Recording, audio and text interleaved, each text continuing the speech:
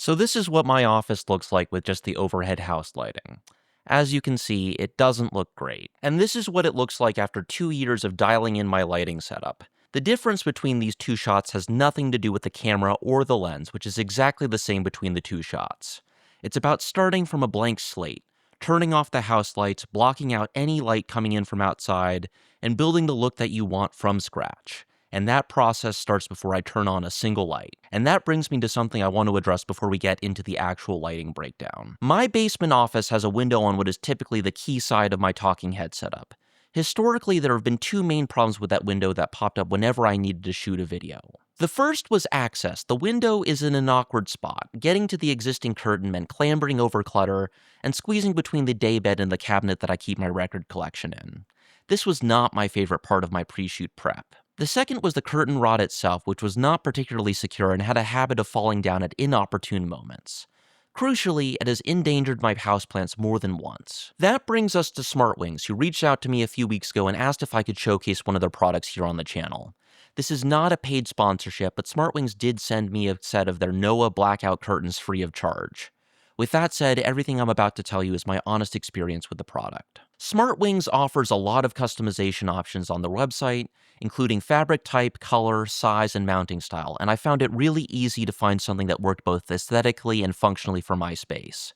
That's not a given when you're ordering window treatments online. As you can see, the Noah does a great job of blacking out the office, which is exactly what I need. The hard mount solves the falling curtain rod problem, and the remote control means that I never have to squeeze past the daybed again. However, there is one thing worth flagging if you're considering these.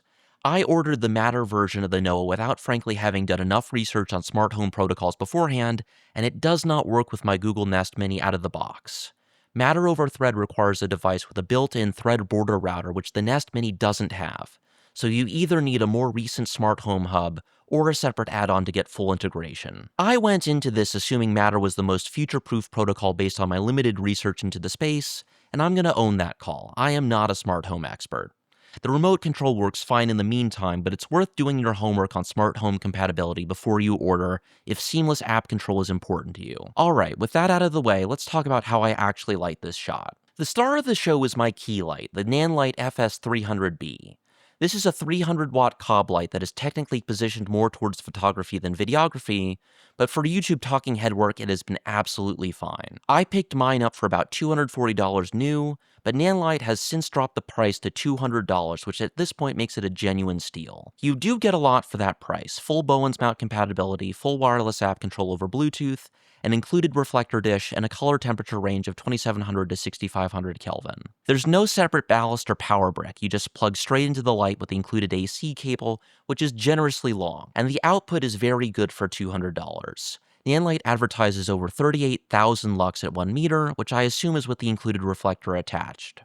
To put that in practical terms, when I'm shooting a talking head setup with this light through an octagonal softbox, with my Viltrox 27mm f1.2 wide open, I'm usually sitting at under 10% output. And that's shooting through my teleprompter screen, which does cut some of the light reaching the sensor. Without it, I could go even lower. At the other end of the spectrum, if I'm shooting an overhead desk shot, stopped down to f2.8, and bouncing the light off of the ceiling through my light bank modifier, I do need to push this light much closer to maximum output to get a healthy overexposure for S-Log3. We'll talk more about that setup later in the video. A couple of other notes before we move on. First, at 5600 Kelvin, this light looks noticeably warm on the A6700 when the camera is also set to 5600 Kelvin. On my A6400 at the same fixed white balance, it looks perfectly natural, so I'm fairly confident that's a white balance calibration issue with the A6700 rather than the problem with the light itself, but it's worth knowing about so you can dial in your white balance accordingly, rather than just trusting the Kelvin number. Second, out of the box, the tilt adjustment on this light requires you to unscrew both sides of the yoke to articulate it, which gets old fast. I believe this is one of the ways Nanlite differentiates their product line at increasing price points. The good news is that it's easy to retrofit the FS-300B for one-handed tilt adjustment using parts from Amazon. I'll leave a link to a tutorial from Blaze Pilavar in the description if you want to do that yourself, and I highly recommend doing so. The second light in my setup is the Nanlite FC-120B, a 145-watt bicolor cob light with the same 2700 to 6500 Kelvin range as the FS-300B. This one was something of an impulse purchase when I spotted an open box unit on eBay for a good price, and it was a later addition to the setup born out of a specific problem. When I first started shooting talking heads here on the channel, I was sitting much closer to the back corner of this room. The key light, positioned as close to my face as possible without being in frame, was also a lot closer to the back wall, which meant that the background was naturally getting a fair amount of spill. When I moved my sitting position further out into the room, the background got noticeably darker. I've talked about this here on the channel before, but one of the biggest disconnects between what filmmaking YouTube considers cinematic and what normal viewers actually prefer is that most people find a pitch black background with only the subject lit kind of unsettling. So I picked up the FC-120B to act as a back and hair light. The modifier that I'm using on it is a GVM branded light bank, essentially a Bowens mount tube style modifier. One thing that I did not clock when I ordered this light is that the FC-120B does not have a full Bowens mount. It has a proprietary mini Bowens mount with an adapter included in the box. It works, but it's genuinely a little annoying and would give me second thoughts about ordering it again if I had to do it all over. Anyway, I have the light bank firing straight up into the white ceiling, bouncing the light back down into the room to illuminate the background. A quick tip here for you guys is to light your background first to your desired exposure, and then bring in your key light. It makes the process of balancing the two a lot more straightforward. One other thing worth noting is that unlike the FS-300B, the FC-120B does have a separate power brick. I have mine secured to the mast of my newer C-stand using a V-mount clip from Came TV, which keeps the cable management reasonably tidy. The cable itself has a locking connector, which is a nice touch. App control is the same Bluetooth setup as the 300B. The last light in my setup is the Zhiyun M20C, which is a small battery-powered RGB fixture. Guys, I have a confession to make. The orange glow washing over the right side of my body in my talking head shot is not coming from my main computer monitor. It's actually coming from this light. I'm motivating it with my second monitor, which is inside the frame, but the M20C is doing the actual lighting. I do think that this light is slightly overpriced for its output, and I wish that Zhiyun had made their Fresnel attachment for their X series of lights compatible with it as well. On the plus side, it's compact, it's durable, I've dropped it on concrete and it's been completely fine, and the battery life is solid if you're not running it at full output. It also supports USB PD charging and gets back to full from a dead battery pretty quickly.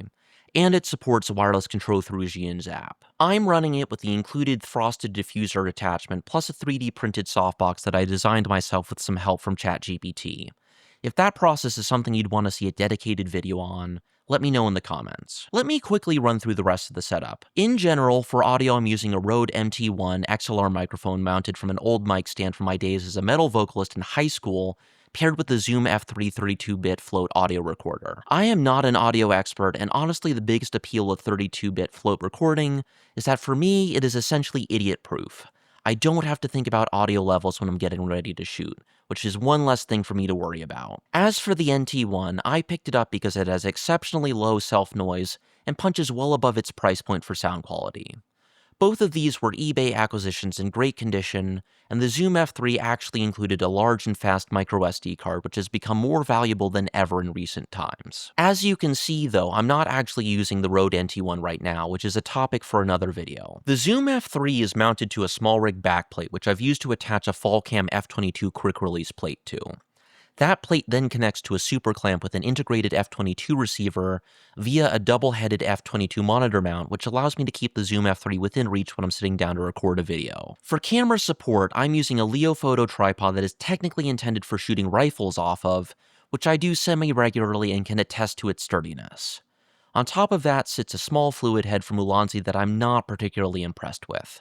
If you have a fluid head that you really like at a reasonable price point, I would really love to hear about it in the comments. The camera cage slides into my small rig V-mount bracket, which is essentially an L-shaped assembly with an unpowered V-mount attachment point on the back and a female Arca-Swiss receiver on top. I've screwed a nicey rig Arca-Swiss tripod mount with integrated stabilizing feet into the bottom of the bracket. The integrated feet sit at the same level as the Arca-Swiss plate, so you can set a heavy rig down on a flat surface without it toppling over. I don't typically need V-mount power for studio recording. My one V-mount battery actually lives on the rod that the M20C is mounted to and tops it up between shoots, but having the bracket there means that the Arca-Swiss plate on the bottom of my camera slides in right when I need it. Rounding things out, I use a Nicey Rig Manfrotto to Arca-Swiss adapter to attach the Nicey Rig plate to my newer teleprompter. The teleprompter also has an Arca-Swiss rail attached to the bottom for easy disassembly and reassembly. I would genuinely not be able to shoot at the pace that I do on this channel without a teleprompter. If there's one thing I want you to take away from this video, it's that you don't need any of this to get started. Everything that I've walked you through today is the result of 2 years of incrementally solving problems as they came up. A dark background here, a falling curtain rod there, an impulse eBay purchase that turned out to be exactly what I needed finally in the end. None of it was planned from the start, and I wouldn't have known that I needed most of it until I actually ran into the problem that it solved. If you're just getting started with talking head videos, all you really need is one light to serve as a key light and a cheap softbox to diffuse it. That's it. And that key light does not need to be anywhere near as powerful as the Nanlite FS-300B. A much more modest fixture will get you most of the way there. Start there, shoot some videos, and let your setup evolve around the problems you actually encounter, rather than the ones you think it might. I'm curious, what was the first light that you ever used for YouTube? Leave the model down in the comments. I'd love to see where people started. Alright, that's it for this one. Thanks for watching until the end of the video. I appreciate it more than you know. Until next time, this is Bedrock Reviews, signing off.